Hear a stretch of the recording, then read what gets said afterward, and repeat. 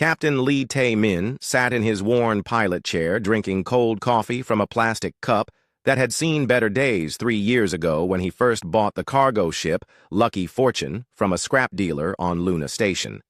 The ship was making strange noises again, but that was normal for a vessel that was older than most of the crew members aboard it. Taemin had been flying cargo runs between Earth and Mars for the past 7 years, and today was supposed to be just another boring trip hauling mining equipment to the Red Planet colonies. Engineer Park Ji-won was in the back eating her lunch, and completely ignoring the warning lights that kept blinking on her control panel because she had learned that most of them were just the ship being dramatic about perfectly normal operational issues. She was more concerned about whether the sandwich she packed that morning was still good because the ship refrigeration unit had been making weird clicking sounds for the past month and nobody had bothered to fix it properly. Navigator Kim Do-hyun was the newest crew member and still believed that space travel was exciting and full of adventure instead of the mind-numbingly boring routine of checking coordinates and making sure they did not fly into asteroids or space debris.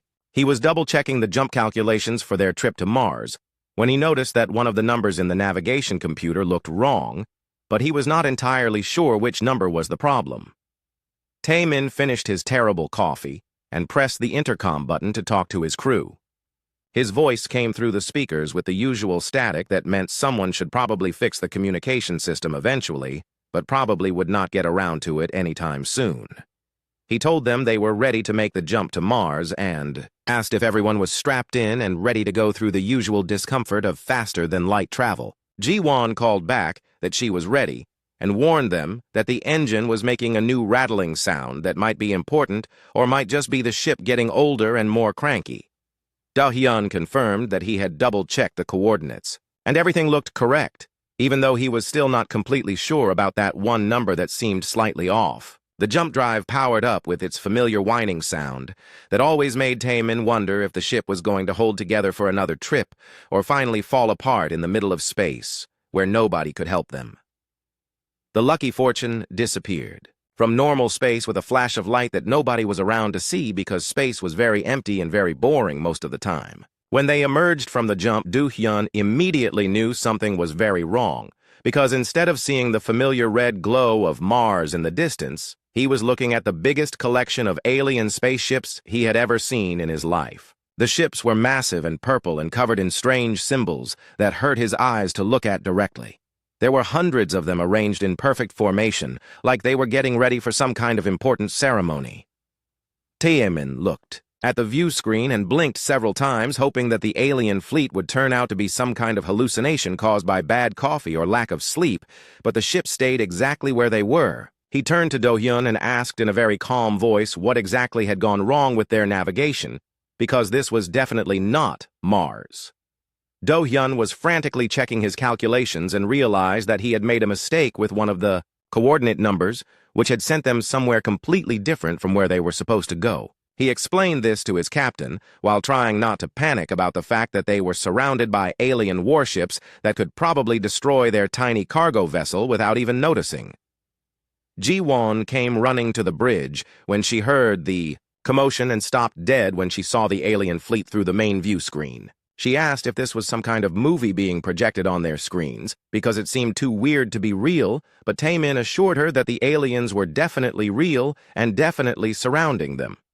The largest alien ship in the fleet suddenly lit up with bright lights and started moving toward the Lucky Fortune. Taemin realized they were probably about to be contacted by aliens for the first time in human history, which should have been exciting, but mostly just seemed like a lot of paperwork and bureaucracy that he did not want to deal with. A voice came through their communication system, speaking in a language that sounded like someone gargling gravel mixed with electronic beeps. The computer tried to translate, but the best it could do was inform them that something about surrender and something about inferior species and something about the glory of an empire they had never heard of. Taemin looked at his crew and realized that as the captain he was probably supposed to say something historic and important for humanity, but all he really wanted to do was deliver his cargo and go home. He pressed the communication button and spoke in the most polite voice he could manage given the circumstances. He explained that they were very sorry for interrupting what looked like an important military parade, but they had made a navigation Error, and were actually looking for Mars, which was a small red planet that should be somewhere in this general area of space. He asked if anyone in the alien fleet happened to know which direction Mars might be, because they really needed to deliver some mining equipment and were already behind schedule. The alien communication channel went completely silent for several minutes, which made Ji-won wonder if they had accidentally insulted the aliens somehow by asking for directions. Do-hyun was still checking his navigation charts, trying to figure out exactly how far off course they had ended up. Finally, the alien voice came back through their speakers, but this time it sounded confused instead of threatening. The computer. Translation was still terrible, but it seemed like the aliens were asking who they were and what species they represented and why they were not afraid of the mighty Galactic Empire. Taemin answered that they were humans from Earth and they were not particularly afraid because they had not done anything wrong except get lost, which happened to everyone sometimes. He added that they would be happy to leave as soon as someone could point them toward Mars because they had a delivery deadline to meet. More alien ships began moving closer to the Lucky Fortune, and Taemin started to worry that they might be in more trouble than he had initially thought. Ji-won suggested that maybe they should try to run away, but their ship was not fast enough to outrun military vessels, and besides, they were completely surrounded. The lead alien ship sent another message asking them to prepare to be boarded for inspection and cultural exchange. Taemin sighed and told his crew to make sure their identification papers were ready because it looked like they were going to have to deal with alien bureaucracy whether they wanted to or not. Do-hyun asked if they should contact Earth and let someone know about the first alien contact in human history, but Taemin pointed out that their communication range was not that good. And besides, what were they supposed to say that would not cause a panic? The alien boarding party arrived in a shuttle that was probably worth more than their entire cargo ship and consisted of very tall purple beings wearing elaborate uniforms covered in medals and ceremonial decorations. They seemed disappointed that the humans were not more impressed by their obviously important status. Taemin welcomed them aboard and offered them coffee, but they politely declined and instead began asking questions about human technology and military capabilities.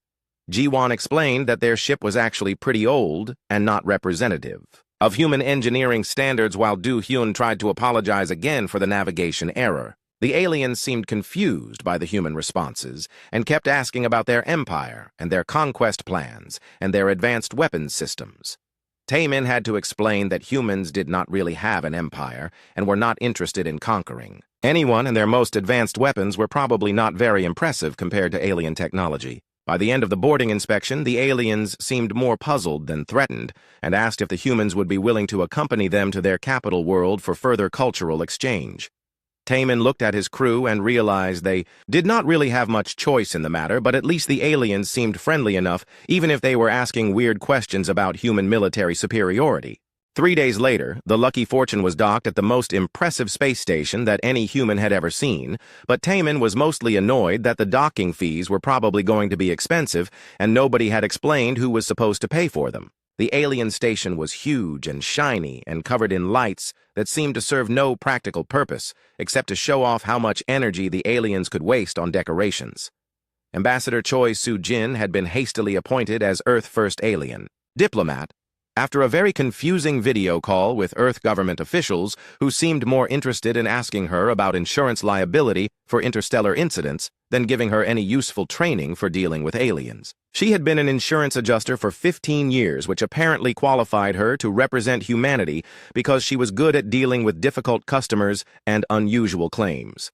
Dr. Yoon Hae-jin was the closest thing to a xenobiology expert that Earth could find on short notice, which meant he had written his doctoral thesis on the possibility of alien life, but had never actually expected to meet any aliens in person. He was somewhat disappointed to discover that the aliens looked basically like tall purple people with extra fingers instead of the bizarre and fascinating creatures he had hoped to study. The alien escort ships had guided them to Nexus Prime, which was supposedly the capital world of the galaxy-spanning Vexthari Empire that had been ruling most of known space for over 10,000 years. Soo-jin thought it was impressive, but mostly reminded her of a really expensive shopping mall that had gotten completely out of hand with the decorative lighting. Supreme Admiral Kethvar was the highest-ranking military officer in the Vexthari fleet and had been expecting to meet either terrified primitives begging for mercy or advanced warriors ready to challenge the Empire for galactic domination. Instead, he found himself dealing with humans who kept asking practical questions about bathroom locations and whether the station had decent coffee anywhere.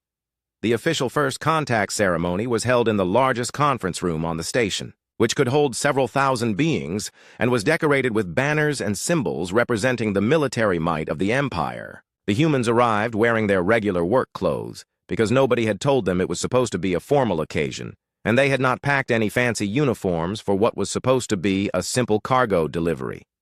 Kethvar began the ceremony with a lengthy speech about the glory and power of the Vexthari Empire and how they had conquered countless worlds and defeated numerous species that had dared to challenge their authority. He explained that the Empire controlled 40,000 star systems and commanded fleets that could destroy entire planets if necessary.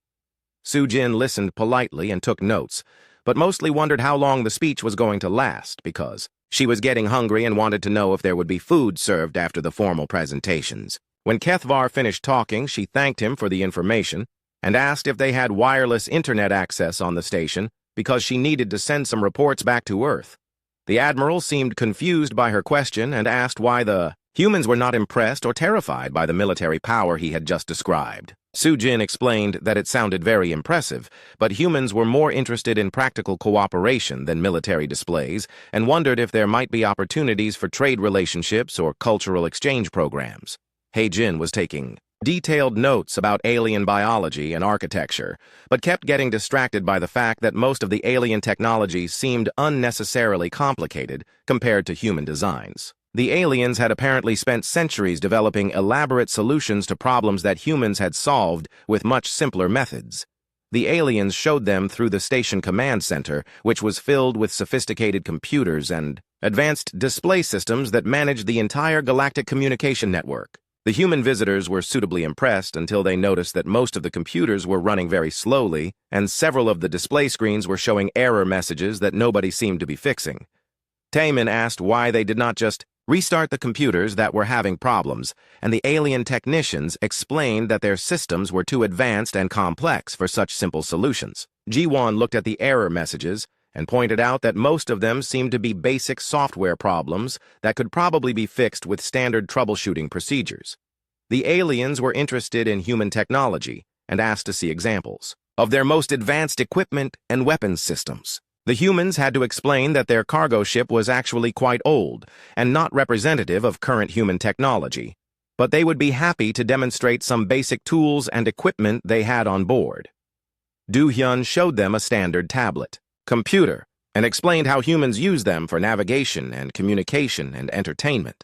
The aliens were fascinated by the simple interface and asked how many specialists were required to operate such an advanced device. Do-hyun had to explain that even children could use tablets, and most humans carried similar devices for everyday tasks. The cultural exchange continued with the aliens demonstrating their most advanced medical technology, which involved elaborate machines and complex procedures for treating common injuries and illnesses. Heijin was impressed by the sophistication, but noticed that many of their treatments seemed to accomplish the same results as much simpler human medical procedures. Sujin asked about the alien economic system and learned that the Empire operated on a complex tribute system where conquered worlds provided resources and labor to the central government in exchange for protection and the privilege of being part of the Galactic Empire. She suggested that a more cooperative trade system might be more efficient and profitable for everyone involved. The aliens seemed confused by the concept of voluntary economic cooperation and asked why any species would agree to trade with the Empire if they were not forced to do so. Sujin explained that humans generally preferred to do business with partners who offered fair deals and good customer service rather than threats and military intimidation. Kethvar was becoming increasingly puzzled by human attitudes and asked why they were not trying to establish their dominance or challenge the Empire authority. Taemin explained that humans were generally more interested in getting along with their neighbors than starting fights, and besides, they were really just cargo haulers who wanted to deliver their mining equipment and go home. The aliens arranged for the humans to stay in guest quarters on the station while they decided what to do about this unprecedented situation. The rooms were luxurious by alien standards, but the humans complained that the beds were too hard, and the lighting was too bright, and the temperature controls were unnecessarily complicated. Ji-won spent her time exploring the station engineering sections and was amazed by how much effort the aliens put into maintaining systems that seemed designed to break down frequently. She offered to help fix some of the more obvious problems, but the alien engineers insisted that only certified specialists could work on their advanced technology. Hae-jin was documenting everything he observed about alien society and culture, but was starting to realize that the Vexthari Empire might not be as advanced as they claimed to be. Their technology was sophisticated but seemed inefficient, and their social systems appeared to be based more on tradition and intimidation than practical effectiveness. Soo-jin was trying to establish formal diplomatic relations, but kept running into bureaucratic procedures that seemed designed to make simple agreements as complicated as possible. She suggested that they could probably accomplish more with a basic trade agreement and some cultural exchange programs than with elaborate treaty negotiations. The aliens held several more meetings to discuss the human presence and what it meant for the Empire. Many of the discussions seemed to focus on whether the humans represented a military threat or were simply too primitive to understand the significance of their situation. The humans were not invited to these meetings but could hear arguing through the walls. After a week of formal presentations and cultural demonstrations, the aliens still seemed confused about human intentions and capabilities. Kethvar asked Soo-jin directly what the humans wanted from the Empire and what they were planning to do. With the information they had gathered about alien technology and military strength, Soo-jin explained that the humans mainly wanted to establish friendly relations and maybe work out some trade agreements that would benefit both species. She added that they were also hoping someone could provide better directions to Mars because they still had mining equipment to deliver and their customers were probably wondering where they were. The Admiral seemed disappointed by this answer and asked if the humans were really not interested in conquering territory or acquiring advanced alien technology for military purposes. Taemin assured him that humans had enough problems managing their own solar system without trying to take over anyone else's territory. By the end of their visit, the aliens were more confused than ever about human motivations and capabilities. They had expected either terrified submission or aggressive challenge, but instead found practical cooperation and mild interest in establishing normal diplomatic relations. 2 weeks after the initial contact, the aliens decided to invite a larger human delegation to demonstrate their most advanced technology in hopes of finally impressing the strange visitors who seemed immune to displays of military power and galactic authority. The Vexthari leadership was becoming increasingly frustrated by human indifference to their obvious superiority and wanted to show them something that would definitely prove the Empire technological dominance. Technician Lim Bo-ra had been sent as part of the second human delegation because Earth government officials thought it would be useful to have someone with computer expertise examine alien technology. She worked in information technology support for a mid-sized company and spent most of her time helping people who had forgotten their passwords or could not figure out why their computers were running slowly. Private Kong Min-ho was assigned as security for the human delegation, even though the aliens had assured everyone that the humans would be perfectly safe on their capital world. Min-ho had been a security guard at a shopping mall before joining the space service and was mostly interested in the alien architecture and wondering if their security systems were as overcomplicated as everything else he had seen so far. The aliens began their technology demonstration with their most advanced quantum computers, which they claimed could process more information in 1 second than primitive species could handle in 1,000 years. The massive machines filled an entire building and required hundreds of specialists to operate and maintain according to their proud alien operators. Bo-ra looked at the quantum computers and immediately noticed that several of the status displays were showing error messages and warning lights that indicated various system problems. She asked the alien technicians if they had tried restarting the machines that were having issues, but was told that their systems were far too sophisticated for such primitive troubleshooting methods. The lead alien scientist explained that their quantum computers were experiencing some minor operational difficulties that their best specialists had been working to resolve for several months. Bo-ra asked if she could take a look at the error logs and diagnostic reports because she dealt with similar problems at work all the time. After reviewing the system status reports, Bo-ra pointed out that most of the problems appeared to be caused by software conflicts and memory allocation errors that could probably be fixed by clearing the cache files and restarting the affected systems. The alien technicians insisted that such simple solutions could not possibly work on their advanced technology. Bo-ra asked for permission to try basic troubleshooting procedures on one of the malfunctioning systems, and after extensive debate, The aliens agreed to let her attempt repairs on a computer that had been completely non-functional for 3 weeks. She powered down the system and restarted it using standard procedures, and it immediately began working normally again. The alien scientists were amazed and wanted to know what advanced technique she had used to repair their quantum computer. Bora explained that she had simply turned it off and turned it back on again, which was usually the first thing you tried when computers were not working properly. The aliens seemed confused by this explanation and asked her to demonstrate the procedure on several other malfunctioning systems. Within 2 hours, Bora had fixed most of the computer problems that the alien specialists had been struggling with for months, using nothing more complicated than basic system restarts and software updates. The aliens were impressed, but also seemed embarrassed that their advanced technology could be repaired so easily by someone they considered a primitive technician. The next demonstration involved alien military tactics and strategy, which the Vexthari claimed were the result of thousands of years of warfare experience and represented the pinnacle of strategic thinking. They showed the humans detailed battle plans and fleet formations that had been used to conquer entire star systems and defeat numerous enemy species. Minho studied the military presentations while playing a mobile game on his phone and occasionally asking questions about alien tactical procedures.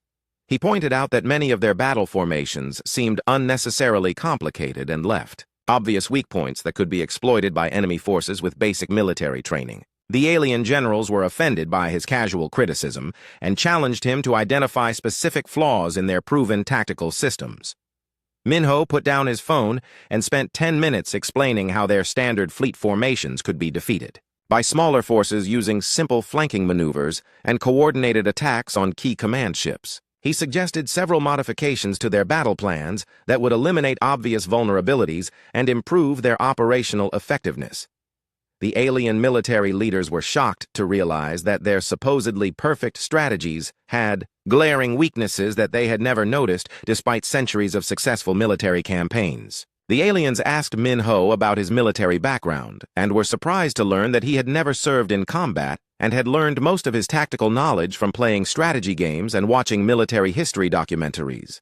They could not understand how someone with no real battle experience could identify problems that their best generals had missed. The medical demonstration was next, and the aliens proudly showed off their most advanced healing technology, which could treat injuries and diseases that would be fatal to primitive species. Their medical machines were enormous and required teams of specialists to operate, but could supposedly perform miraculous healing procedures impossible with lesser technology. Heijin examined their medical equipment and procedures with professional interest, but noticed that many of their treatments seemed to accomplish the same results as much simpler human medical techniques.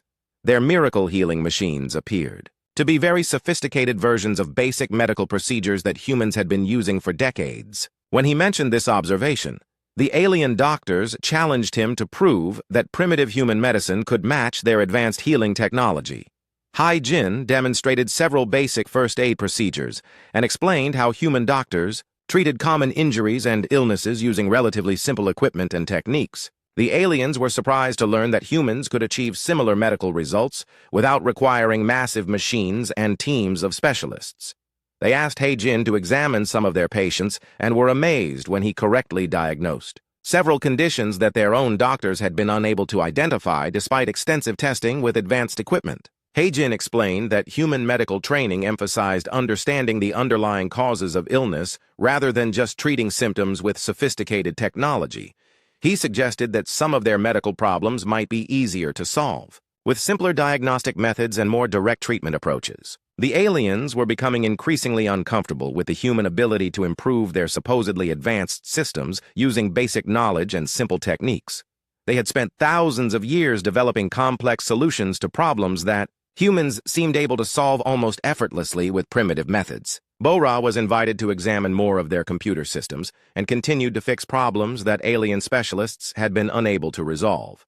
She discovered that many of their technological difficulties were caused by over-engineering and unnecessary complexity, rather than any fundamental limitations of their equipment. She suggested that they could probably improve system reliability and reduce maintenance costs by simplifying their designs and using more straightforward approaches to common problems. The alien engineers were interested but also concerned that Simpler technology might be seen as less impressive than their current elaborate systems. Minho was asked to review more of their military procedures and continued to identify tactical weaknesses and suggest improvements. The alien generals were grateful for his insights, but worried about what it meant that their supposedly superior military doctrine could be improved so easily by someone with no formal training. The technology demonstrations that were supposed to impress the humans and prove alien superiority had instead revealed numerous flaws and inefficiencies in systems that the Empire had considered perfect for centuries. The aliens were forced to acknowledge that their advanced technology might not be as advanced as they had believed. The human delegation was invited to stay longer and help identify other areas where their systems could be improved, but the humans were more interested in returning home and getting back to their normal jobs. They offered to provide technical assistance and training materials, but explained that they had responsibilities on Earth that they needed to attend to. The aliens were disappointed that the humans were not more interested in studying their technology and sharing advanced human knowledge. They could not understand why beings capable of such casual competence would choose to return to their primitive homeworld instead of helping to improve galactic civilization. Sujin negotiated a basic technical cooperation agreement that would allow for limited technology sharing and cultural exchange between humans and the Vexthari Empire. The aliens were eager to learn more about human problem-solving methods, while the humans were mainly interested in establishing regular trade routes and diplomatic relations. 3 months after first contact, the human presence in galactic affairs had grown from a simple navigation error into something that was making the Vexthari Empire leadership very nervous for reasons they could not quite articulate.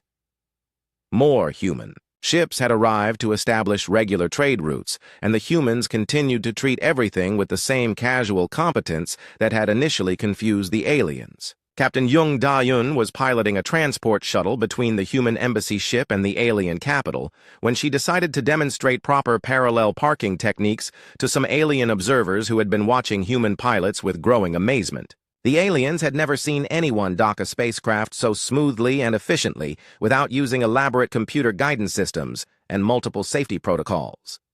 Da-eun explained that humans learned to park vehicles in tight spaces as part of basics driver training, and that most human pilots could perform similar maneuvers with spacecraft using simple visual references and basic spatial awareness. She offered to teach interested alien pilots, but they seemed intimidated by the idea of flying without computer assistance.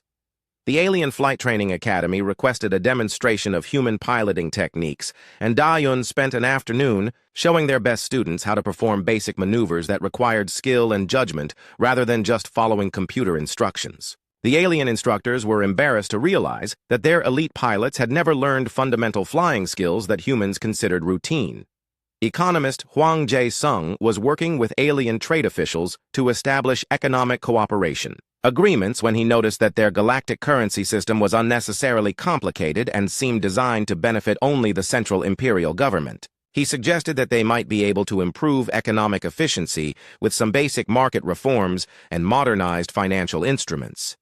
Jae-sung explained how human markets used digital currencies and automated trading systems to reduce transaction costs and increase economic flexibility. The aliens were interested in his ideas, but warned him that their economic system had been stable for thousands of years, and major changes might cause unpredictable disruptions. When Jae-sung demonstrated a simple cryptocurrency exchange system, the alien economists were amazed by how quickly and efficiently it processed transactions compared to their traditional banking methods. Within weeks, alien traders throughout the empire were asking why they needed to pay expensive fees and wait for lengthy approval processes when humans could transfer money instantly.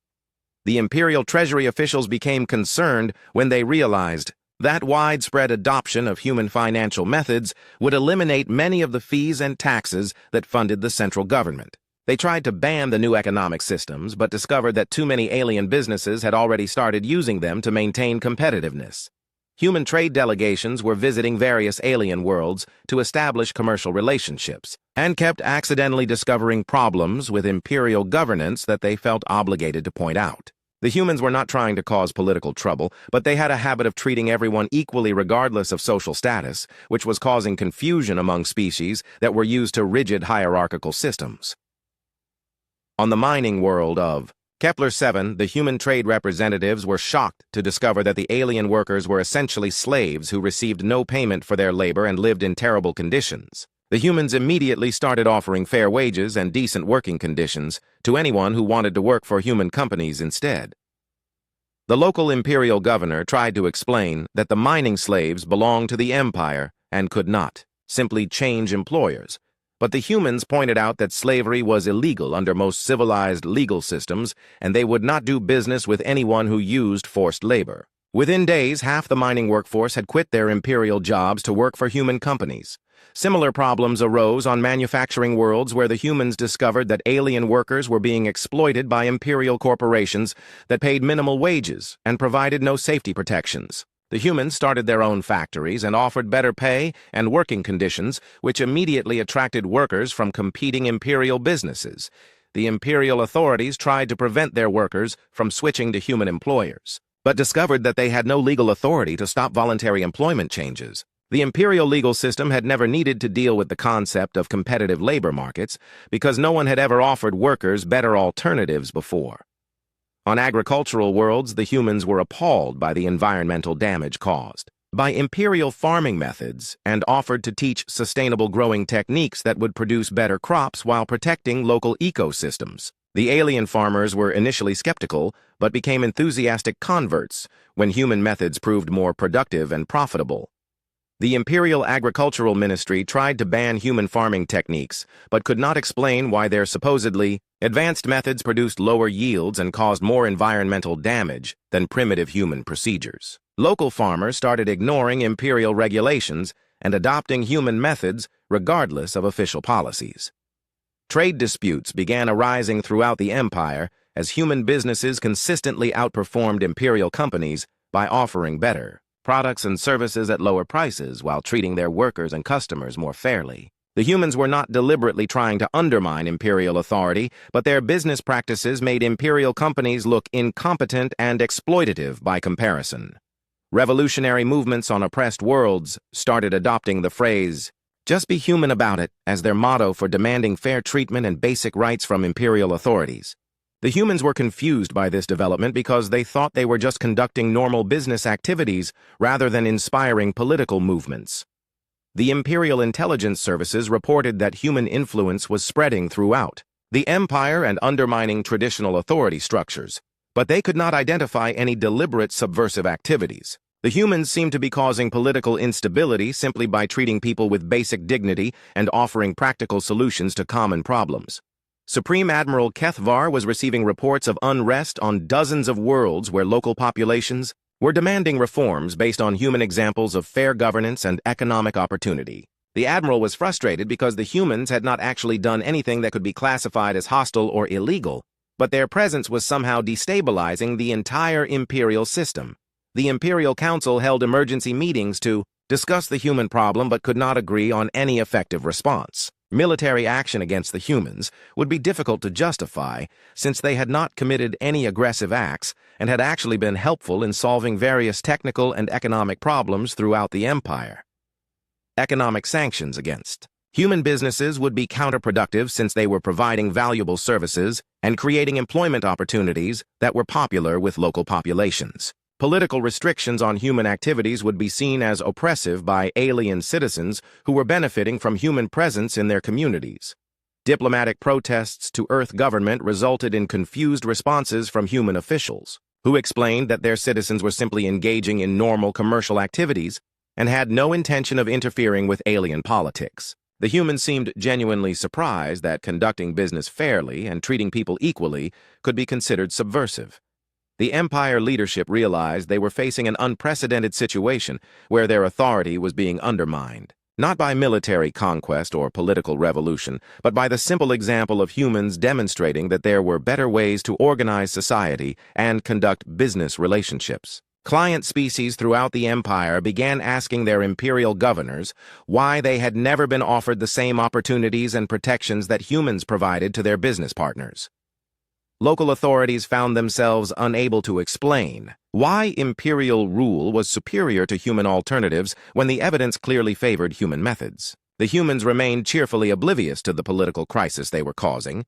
and continued to focus on establishing profitable trade relationships and solving practical problems wherever they encountered them.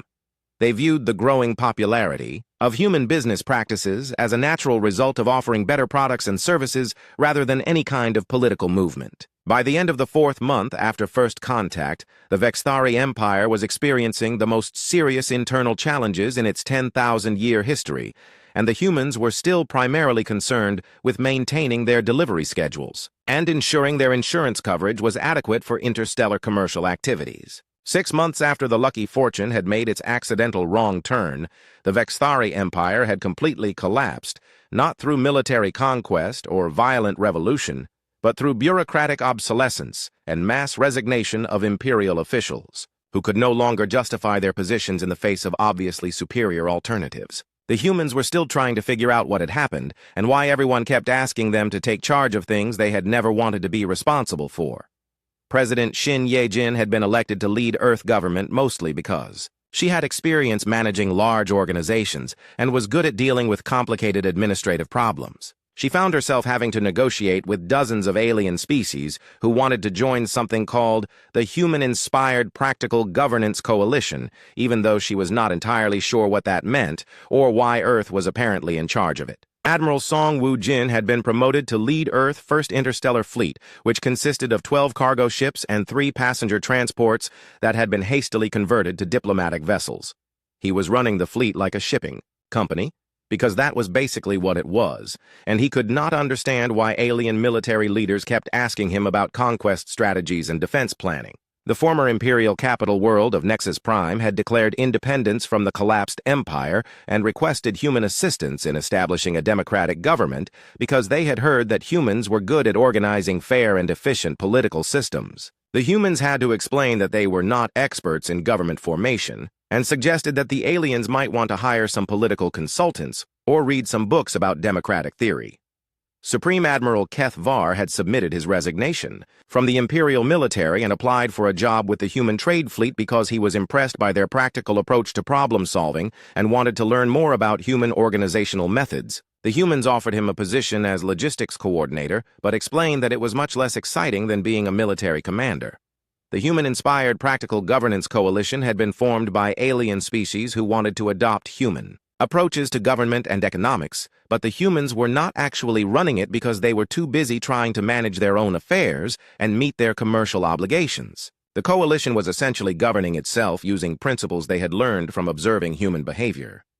The basic operating principles of the coalition included treating people with dignity regardless of species or social status, making decisions based on practical effectiveness rather than tradition or ideology, providing fair economic opportunities for everyone, and solving problems with the simplest methods that actually worked. Most alien species found these ideas revolutionary, even though humans considered them common sense.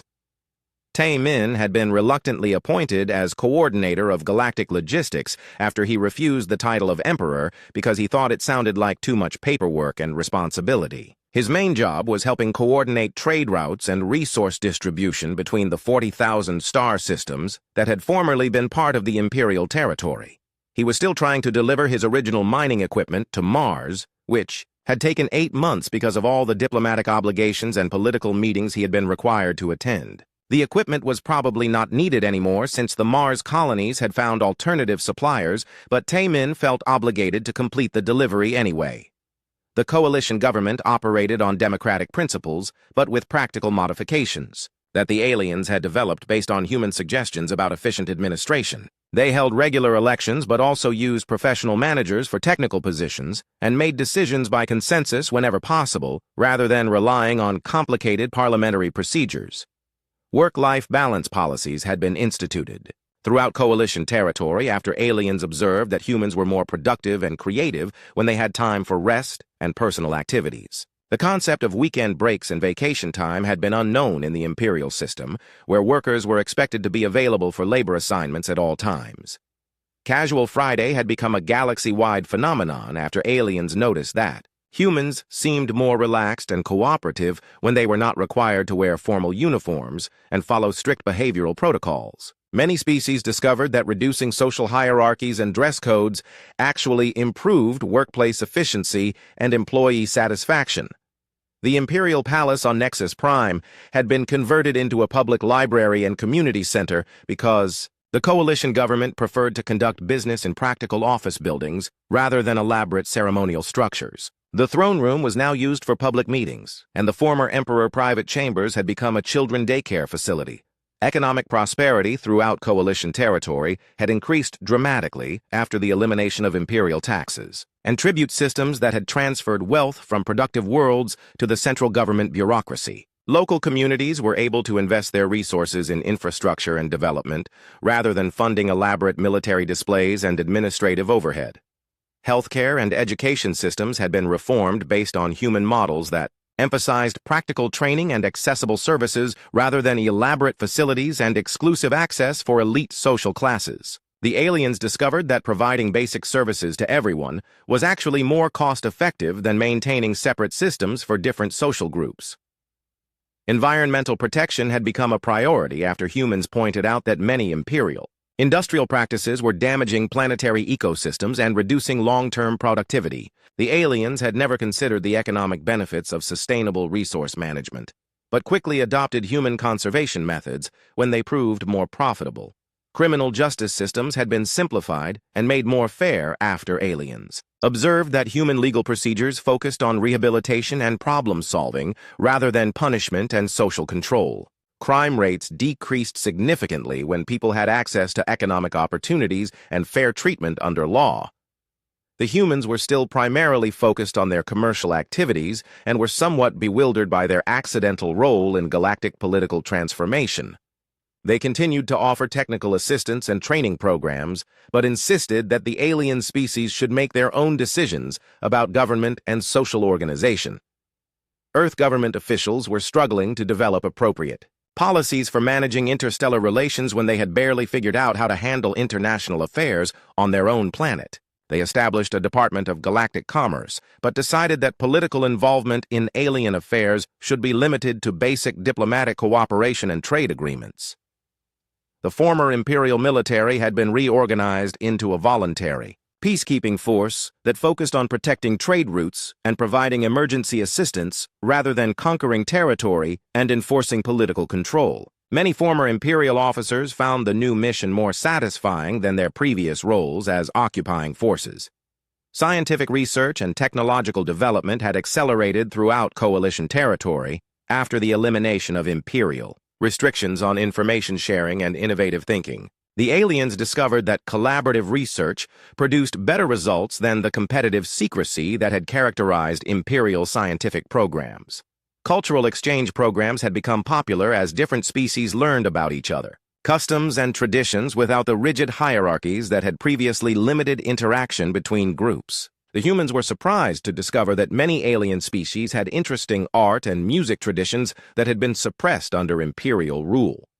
Taemin finally completed his delivery to Mars and submitted his final cargo manifest 8 months after the original scheduled delivery date. His log entry noted that the delay had been caused by accidentally reforming galactic civilization and suggested that future navigation procedures should include better verification of coordinate calculations to avoid similar complications. The Lucky Fortune returned to regular cargo service between Earth and Mars, but now carried diplomatic pouches and cultural exchange materials, in addition to mining equipment and industrial supplies.